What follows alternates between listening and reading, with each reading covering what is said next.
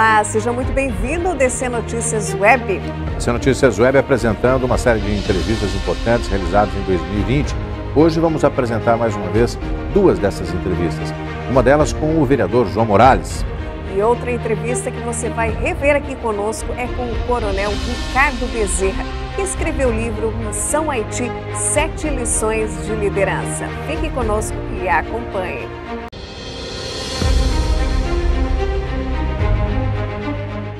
Olá, e o DC Notícias Web de hoje recebe o vereador eleito João Morales. Ele foi eleito pelo DEM com 1.362 votos e ele é o nosso entrevistado de hoje. Seja muito bem-vindo.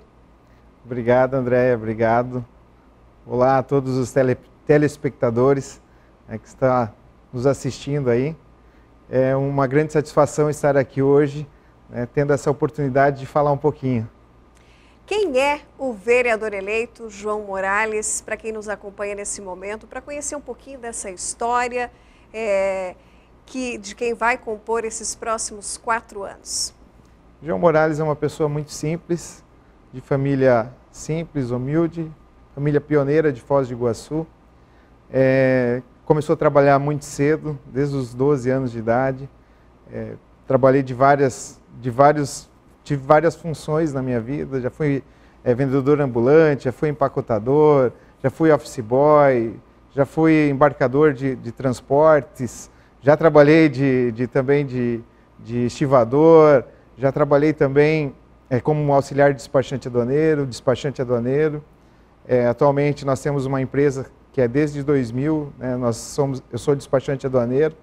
Então, assim, uma pessoa que também teve um trabalho muito forte dentro da comunidade católica, desde os 14 anos envolvido com a catequese, fui catequista por 22 anos,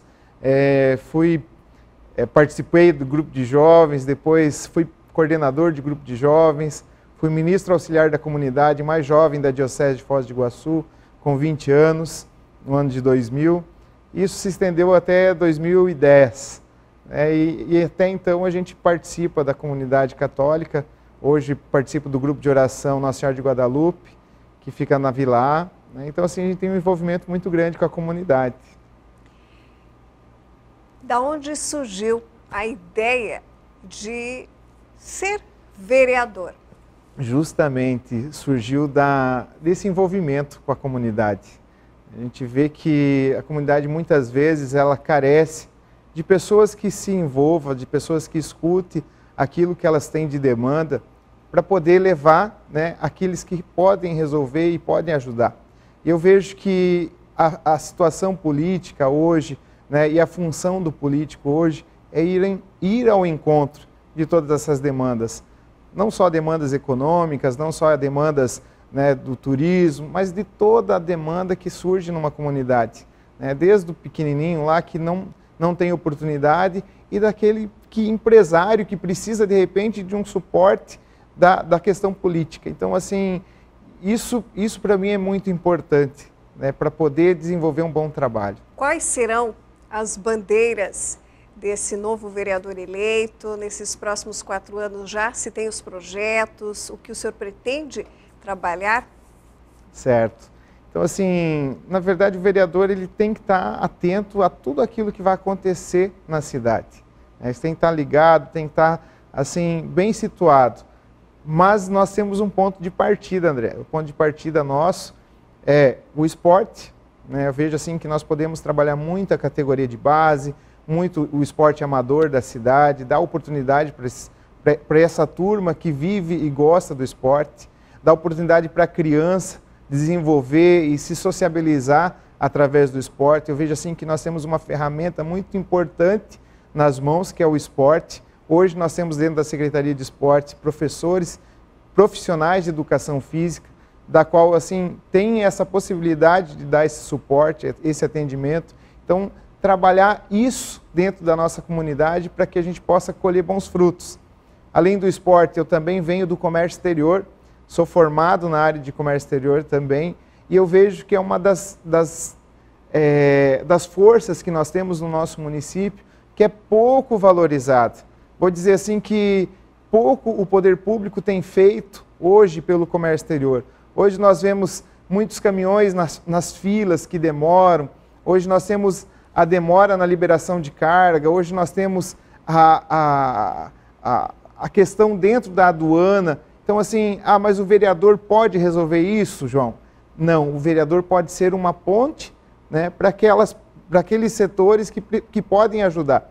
O governo federal, hoje nós podemos de repente provocar o governo federal que dê uma olhada, né, de uma forma diferenciada. O governo municipal também da mesma forma. Nós podemos falar com o prefeito e sugerir que seja criada pelo menos uma diretoria do comércio exterior para dar um bom atendimento a esse pessoal que gera emprego, gera desenvolvimento, gera renda para o nosso município. E muitas vezes eles não têm a porta onde bater. E se a prefeitura, né, aceitar essa sugestão de pelo menos criar uma diretoria do comércio exterior, muitas coisas podem surgir, muitas oportunidades, podem surgir feiras aqui em Foz do Iguaçu, podem surgir debates, vender a cidade, toda essa imagem que nós temos do comércio exterior, a liberação de carga, o pronto atendimento, a qualidade do atendimento da cidade de Foz do Iguaçu, isso nós podemos estar vendendo para os clientes que precisam de uma fronteira, que hoje muitas vezes estão em outras cidades, como Uruguaiana, como Dionísio Cerqueira, como outras cidades que fazem fronteira com a Argentina ou também que fazem fronteira com o Paraguai, como Santa Helena, como Guaíra. Então são várias cidades que brigam com Foz do Iguaçu e Foz do Iguaçu precisa ter esse suporte para que a gente possa competir por igual ou melhor, né, pela mão de obra que a gente tem, pela qualidade dos nossos profissionais que temos aqui. Então assim, são duas bandeiras muito fortes, muito importantes. Mas eu também venho de uma região muito carente, que é a região de Três Lagoas. É a região que carece de ter alguém pela região. Então assim, eu também me coloco à disposição desse setor, do setor da região de Três Lagoas, para a gente poder estar discutindo projetos, desenvolvimento. Lá nós temos uma praia artificial que pouco é valorizada, pouco é desenvolvido. Então, assim, nós podemos brigar por aquele espaço, trazer benfeitorias para aquele espaço, para quê? Para que o turista possa também usufruir daquele espaço, gerando também um trânsito de turista para aquela região, gerando desenvolvimento para aquela região, gerando geração de emprego, oportunidades. Então, assim, nós temos várias bandeiras que nós podemos brigar. Tem também o pessoal do turismo que nos ajudou, tem o pessoal das entidades hoje de Foz do Iguaçu que atendem, né, faz um belíssimo trabalho para o município, porque o município não tem esse atendimento específico de cada setor, né, de repente do portador de necessidade especial, as entidades que fazem um trabalho socioeducativo, que traz a criança, entrega o valor para ela, e muitas vezes essas entidades só encontram burocracia para elas se manterem, para elas prestarem esse serviço diante da nossa comunidade. Então nós precisamos ajudar essas entidades, ser parceiros dessas entidades. E não tem outra forma de que rever alguns conceitos, algumas leis que às vezes travam essas entidades de prestar esse bom serviço. Então assim, Andréia, nós temos diversas lutas pela cidade de Foz do Iguaçu, os outros bairros também. Então, o que a gente precisa é estar de prontidão, ter uma bela sensibilidade para prestar um bom serviço. O senhor falou em crescimento, desenvolvimento em vários projetos. O ano que vem, Foz do Iguaçu tem um desafio ainda maior e os legisladores também de participarem da retomada econômica, contribuindo com projetos, com ações. Sim, tem um compromisso muito grande, né, de rever tudo aquilo que está sendo pleiteado ou está sendo criado dentro do nosso município.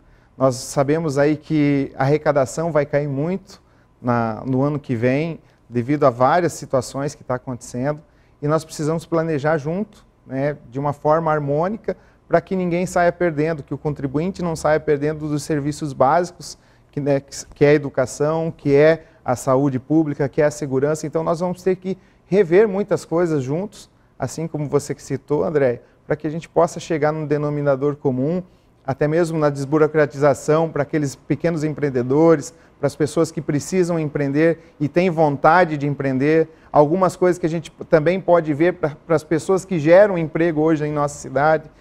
De repente, né, não digo isenção de imposto, mas de repente um subsídio, alguma coisa que nós podemos ver junto com os outros vereadores e criar isso junto com o executivo.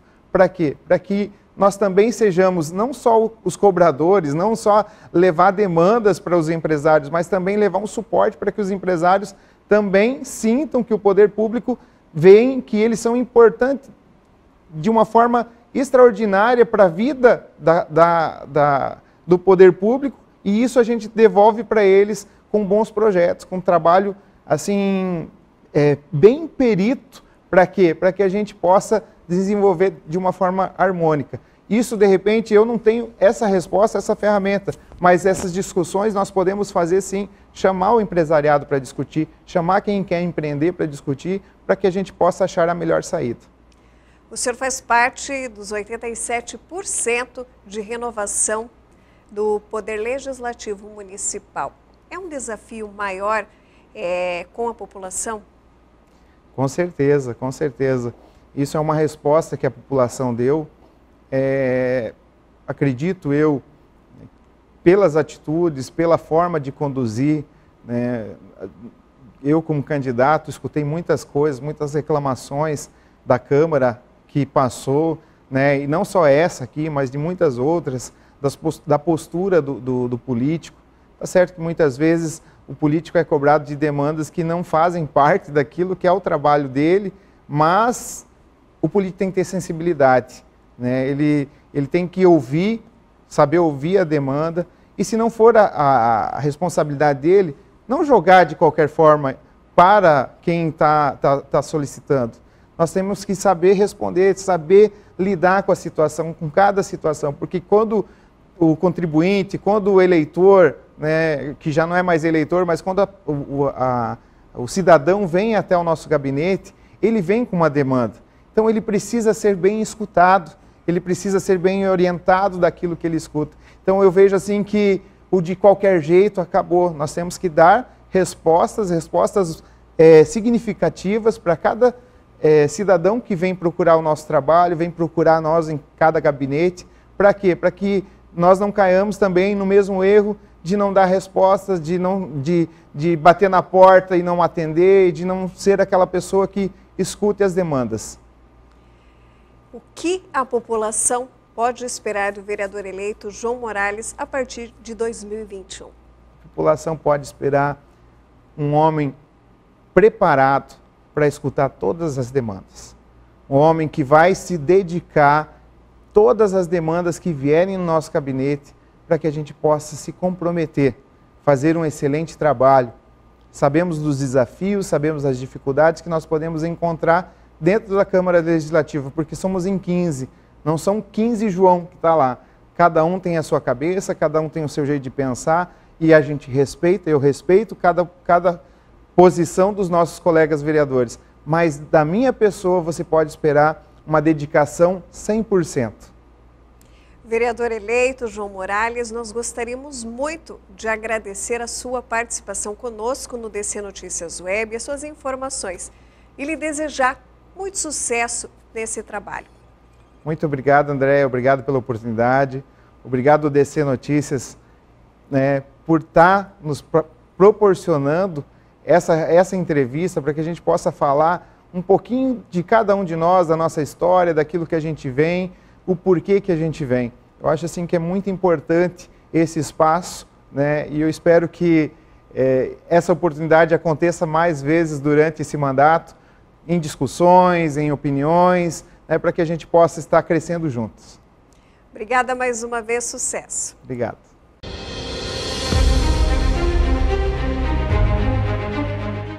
E hoje o DC Notícias Web recebe o Coronel Ricardo Bezerra. Ele que é autor do livro Missão Haiti, 7 lições de liderança. Seja muito bem-vindo. Tudo bem, Andréia? Dizer que é um prazer estar novamente aqui, um prazer novamente estar conversando com os seus telespectadores, e espero aí nessa entrevista a gente contribuir, passar algumas mensagens importantes, né, principalmente com esse público que vocês têm, que é o público jovem, né, o público que sonha, que quer se construir como uma pessoa melhor cada dia. Então, talvez a gente consiga passar algumas mensagens interessantes hoje Essa é uma proposta. Coronel, antes de detalharmos o livro, né, a proposta do livro, gostaríamos de conhecer um pouquinho dessa história, da sua trajetória, que resultou nesse maravilhoso livro. Da minha carreira militar, eu tive no Exército durante 37 anos. E nesse período, né, eu fui um oficial de infantaria, tive muitas experiências no terreno e conduzindo grupos. Né, passei por várias qualificações ao longo da carreira e também tive a oportunidade de formar instrutores, líderes. Na Academia Militar das Agulhas Negras, eu fui durante 7 anos instrutor. Também fui da Escola de Comando de Estado-Maior do Exército, também fui da Escola de Superior de Guerra da Argentina. Então, aí, ao longo dessa trajetória, a gente pôde aprender muito nessa parte, que é a característica de um oficial de infantaria, né, que é conduzir grupos para cumprir uma determinada missão, para alcançar determinado objetivo.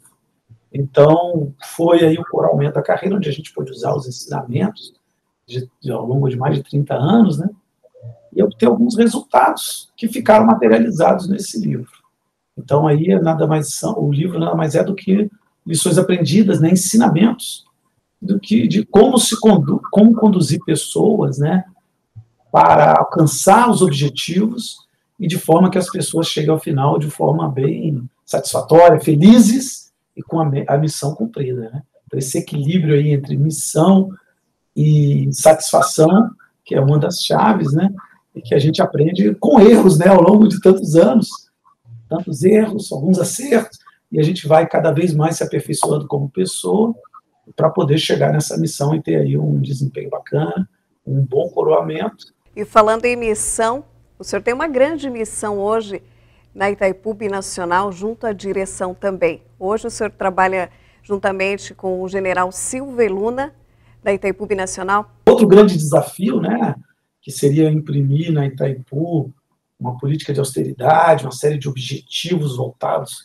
para o atendimento aí às demandas do Brasil, né, aqui no caso da produção de energia, e no caso também do desenvolvimento regional, né, no apoio à população. Então, uma série de políticas aí quebrando alguns paradigmas. E aí eu tenho ainda, né, o General Silvio Luna aí como um grande líder que me inspira também, né, e os desafios são sempre bem-vindos, né, nós crescemos a cada desafio. Então, a Itaipu, sem dúvida, é um novo desafio, mas estamos usando muito dos ensinamentos aí do nosso livro, da nossa experiência do passado. Coronel, então conta um pouquinho para a gente dessa experiência. Em que momento surgiu a ideia de contar essas histórias, trazer essas experiências para repassar para outras pessoas, trazer essas lições? Quando eu retornei do Haiti, a gente tem, o batalhão passa por um período de desmobilização, onde alguns psicólogos, entre outras atividades de saúde, fazem umas entrevistas. E aí a psicóloga-chefe da equipe, eram 5 psicólogos, né, me entrevistou, e ela tinha acesso às pesquisas de clima que tinham sido realizadas durante o período da missão. Tinha dado um índice de satisfação muito elevado e um reconhecimento também muito elevado do desempenho das lideranças no batalhão, desde o comandante, né, até os comandantes intermediários. E a psicóloga me pediu para escrever lições aprendidas, para usar aqueles ensinamentos que chegaram àquele resultado, né, as ações que chegaram àquele resultado, nos futuros contingentes, e que isso ficasse registrado. E aí eu assumi o compromisso de escrever um caderno de lições aprendidas. E depois, quando eu começo a escrever, aí surge a ideia de fazer o livro. Eu falei, não, eu vou escrever um caderno, não vamos blindar só o exército com esses ensinamentos, né? Vamos brindar a todos que queiram ter acesso a esses ensinamentos. E é interessante que essa psicóloga depois, eu a convidei para fazer esse depoimento, aqui está a capa do livro aqui, né? Essa capa também muito impactante, que era uma criança dando soquinho, que era o nosso cumprimento lá com a população, e estou eu aí nessa foto, né? O feliz, o nosso fotógrafo aí flagrou esse momento, que foi uma foto espontânea, e ficou muito bacana, depois usamos aí para cá. Mas aqui na orelha do livro, a psicóloga dá esse depoimento. Ela diz que ficou muito impressionada com a satisfação e tudo mais, com com os resultados, e fala até da ideia que ela dá da gente registrar tudo isso. Então, daí surge a ideia de escrever um livro. E eu tinha muito material que eu tinha feito diário lá ao longo da missão, e aí eu peguei, tinha os relatórios e comecei a construir. E aí, o ano passado, né, em setembro de 2019, a gente lançou em Brasília, depois lançamos em Porto Alegre, lançamos no Rio de Janeiro e lançamos aqui em Foz do Iguaçu. Então, daí que surge, né, a ideia do livro. São as lições que o senhor traz para essa obra, lições vividas no dia a dia, porque o senhor já passou por diversas experiências na sua carreira militar. Então, quais são os ensinamentos dessa obra? Ele vai ter aqui no livro ferramentas importantes para poder compreender a dinâmica, né? Porque a liderança nada mais é do que uma interação entre pessoas, uma dinâmica de relacionamento. Você tem alguém que influencia alguém para cumprir determinada tarefa, alcançar determinado objetivo. Nessa influência, existem as questões motivacionais, existem as questões também do ambiente que influenciam, né? Muda o cenário, né? É diferente eu estar conduzindo uma pessoa numa situação administrativa, como conduzindo um grupo num ambiente de tensão, onde tem troca de tiro, etc. Mas, conceitualmente, a dinâmica é a mesma. E existe também a questão da comunicação, que é muito importante. Líder liderado, tanto a como você transmite as mensagens, como você tem a capacidade de captar os feedback dos seus liderados, para poder mudar, muitas vezes, e aperfeiçoar a sua forma de conduzir o grupo. Então, essa capacidade de fazer a leitura do grupo que você está conduzindo e se aperfeiçoar.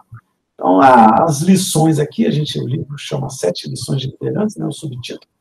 Então, são lições, no começo a gente fala da preparação, né, que é essas 4 variáveis que eu falei do fenômeno da liderança, né, que é líder, liderado, ambiente e comunicação.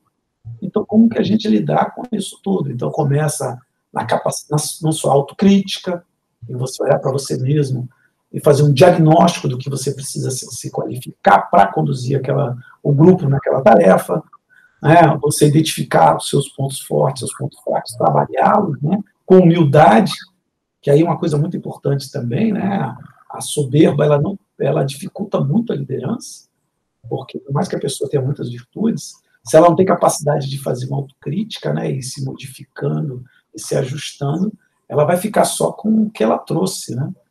Então, ela perde muitas oportunidades na interação de aprender e se aperfeiçoar.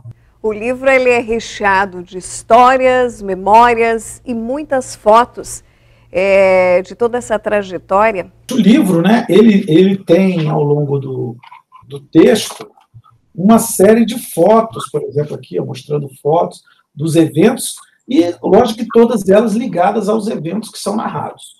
E, ao final, tem um álbum de fotos coloridas, onde a gente pode ver aqui uma série de fotos que também estão relacionadas a cada episódio que é contado no livro. Então, ele fica aí bem ilustrativo, né? Aqui mesmo eu estou vendo, quando eu comento da comunicação, né?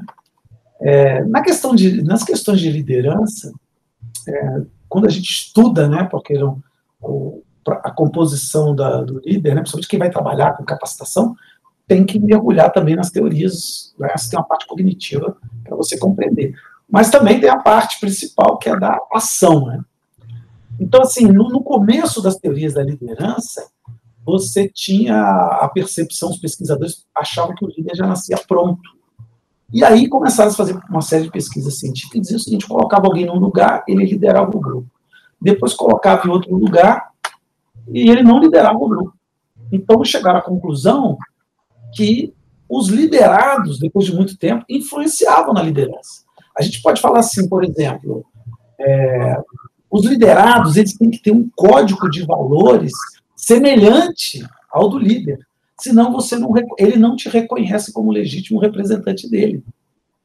Isso aí facilita a identificação, então são trabalhos importantes de você identificar os valores dos liderados e se aproximar deles. Eu não sei se dá para ver bem, vou aproximar mais aqui da câmera. Esse cara aqui, ó, empilchada, que sou eu aqui cantando. O canto alegre desse. Isso aqui foi muito interessante. Esse dia foi muito divertido, que depois toda a tropa aplaudiu, né? Foi uma surpresa. Uma homenagem, né, do comandante à tropa. Mas esse código de valores é muito importante ter uma identificação de um código de valores. Alguns dados assim, que eu considero muito importantes também, Andréia, é assim, situar quem está assistindo essa entrevista no contexto do Haiti, né? Muita gente pergunta o que vocês faziam lá, né? Então, a tropa brasileira ela ficou lá de 2004 até 2017, até setembro de 2017. E lá, a missão, embora ela tenha ido se modificando ao longo do tempo, de certa forma, ela tinha dois braços, né? Que é como a gente usa no Exército, né? Até o lema, braço forte e mão amiga. Existiam ações de força para impor determinadas situações, e existiam ações humanitárias. Então, como funciona isso? O país, numa missão de paz, ele pede ajuda para a ONU. A ONU convida os seus membros, países membros, para oferecerem tropa.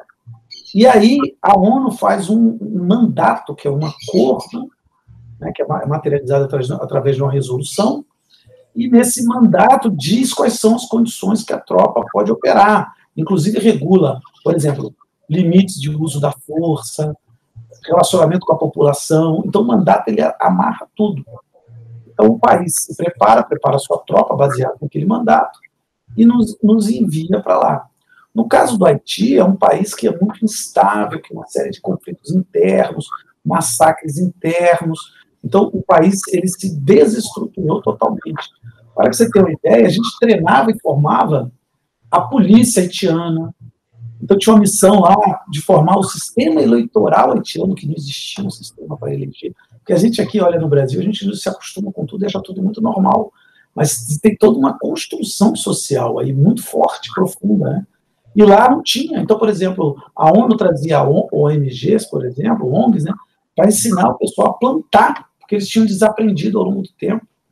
Então, preparar o terreno, o pessoal da Embrapa, por exemplo, esteve lá ajudando, técnicas de agricultura, a parte de como trabalhar, desde maquiagem, cabeleireiro, a gente levou, né, a gente, como ONU, de forma geral, para o Haiti, para poder reestruturar o Estado haitiano e ele poder retomar a normalidade. O que acontecia com a tropa? Qual era o papel da tropa?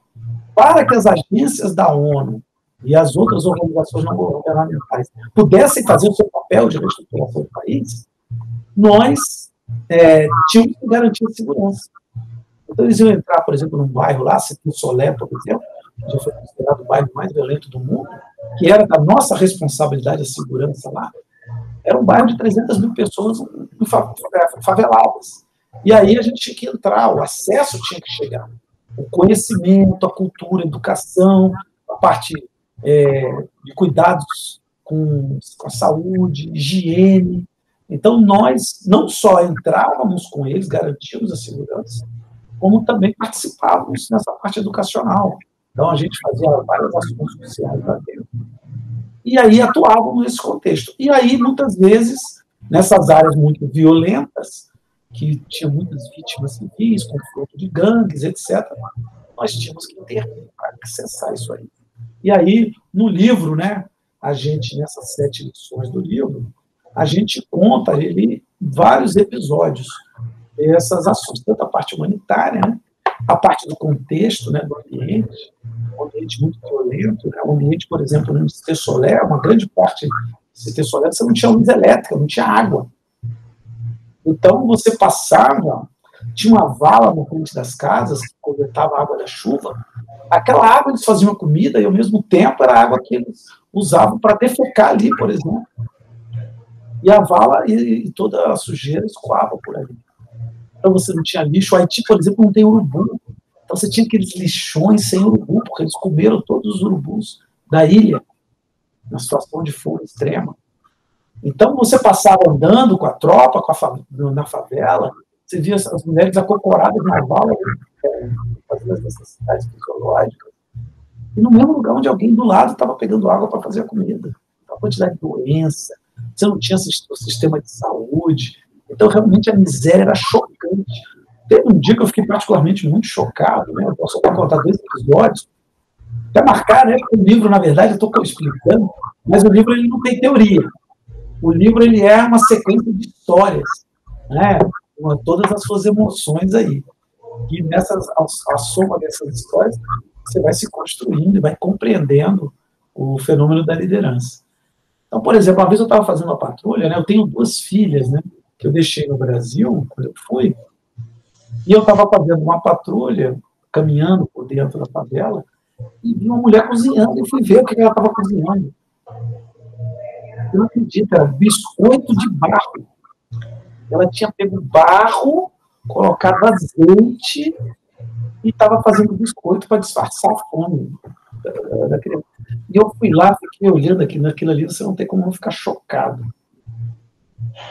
Foi um momento assim de virar o estômago, né? E você faz ali, eu saquei a minha ração, dei para ela. Na verdade, você sabe que uma ação isolada, ela não muda uma realidade, né? Então, coisas assim muito chocantes. Isso é um exemplo, né? Contar outro episódio. Uma vez, nós fomos fazer uma patrulha noturna, eu sempre gostava de ir. Como a gente entrava muito nas áreas perigosas, até a questão do exemplo, eu gostava de acompanhar a tropa naquelas patrulhas noturnas, ali nas áreas perigosas. E a gente foi fazer um patrulhamento noturno, e de repente a gente viu uma coluna, assim, umas 15 pessoas, a da frente conduzindo um carrinho de mão, e alguém deitado no carrinho de mão. Quando nós chegamos lá, era uma grávida de 8 meses, tinha sido atropelada por uma motocicleta. A motocicleta tinha passado por cima da barriga dela. Então a cena era muito feia, né? Tinha rompido a bolsa, muito sangue e tudo mais. E ela entrou com trabalho de parto. E ali a gente ligou para o hospital municipal, o hospital universitário, que é o hospital público, pediu uma ambulância, eles não falaram, não, nós não vamos mandar ambulância para essa favela, não entra. Eu falei, não, mas eu escolto a ambulância. Não, a gente não manda. E desligou o telefone na minha cara. Depois a gente chamamos a polícia também falou que não ia lá, não ia entrar na favela, ou seja, uma indiferença gigantesca. E aí a gente foi para o Médicos Sem Fronteiras. Quando chegamos lá no Médicos Sem Fronteiras, no hospital do Médicos Sem Fronteiras, eles não queriam receber, porque eles não gostam de receber ferido de tropa militar. Aquele conceito de imparcialidade, quando tem conflito, pode não tomar partido. E nós insistimos e ficamos mais de 2 horas até que eles atendessem a senhora e atendessem e salvarem a vida dela. A criança faleceu, né? Nós conseguimos salvar a vida dela. E um desespero. Eu ia lhe perguntar isso. Como foi para o comandante manter a tropa unida, vendo todo esse sofrimento do povo haitiano? Então, aí vem uma coisa que é uma coisa muito importante da liderança em qualquer contexto, não só no Haiti, como no trabalho, na empresa, que é a questão do propósito, o seu fim, o que você faz, o que você está construindo para o mundo ou para aquele trabalho. Então, por exemplo, eu deixava muito claro para a nossa tropa que nós éramos os anjos, nós éramos a única esperança, como essa foto aqui da capa mostra. Né? Se você for olhar aqui a foto, o rosto da criança e o olhar da criança, né? Dessa criança aqui de azul olhando para mim, é o olhar da esperança. Nós éramos a única coisa entre eles e a barbárie, entre eles e o nada. Então, a minha tropa, eu dizia, olha, nós viemos aqui para enfrentar as maiores mazelas da humanidade. A indiferença, como foi o caso dessa grávida, que é uma grande mazela, as mortes, a fome, e nós somos a esperança desse povo. As 7 lições, elas representam muitos ensinamentos de coragem, bom senso e de amor ao próximo também, para as tropas brasileiras que também tiveram um grande aprendizado. Toda vez que eu colocava a tropa numa situação de risco mais extremo, eu via como uma oportunidade de liderança. Então, por exemplo, a gente teve o caso do batismo de fogo, que é um episódio que a gente se depara com um gangster lá e ele dá 3 disparos na nossa direção, um pequeno grupo, 10 pessoas, que eu estava ali junto, à frente do grupo, ele dispara também na minha direção, e a gente avança sobre ele depois, nesse episódio, ele puxa uma criança para frente dele, e aí quando ele puxa uma criança, a gente suspende a ação e deixa ele fugir, né, porque a gente chama isso de dano colateral, é inadmissível, né, a gente matar uma criança para atuar sobre um malfeitor, né? Então ele solta a criança e a gente deixa ele fugir. Mas esse episódio, por exemplo, né, ele marcou muito. O comandante do batalhão está à frente. E para quem quiser curtir e comprar o livro, adquirir essa obra, como pode fazer? Agora, a partir do mês passado, a Amazon lançou o e-book. Então ele tem todas, é só botar no Google aí que encontra, e o e-book na amazon.com.br, e fica fácil. Eu estou aqui na Itaipu, tenho o meu Instagram, né, do livro, né, que é missão_Haiti, vou repetir, né, que é @missão_Haiti, e lá tem várias fotos, tem entrevistas, tem link, tem até outra entrevista, um link da outra entrevista que eu tive a oportunidade de dar para vocês, e lá também tem interação, se alguém quiser fazer consulta, fazer pergunta, eu estou disponível, vai ser um prazer. Coronel Ricardo Bezerra, nós gostaríamos muito de agradecer, em nome de toda a equipe do DC Notícias Web, a sua participação conosco e as suas informações referentes ao livro Missão Haiti, 7 lições de liderança. Obrigada mais uma vez. Eu que agradeço, André, agradeço a toda a sua equipe, mando um abraço aí a todos os telespectadores.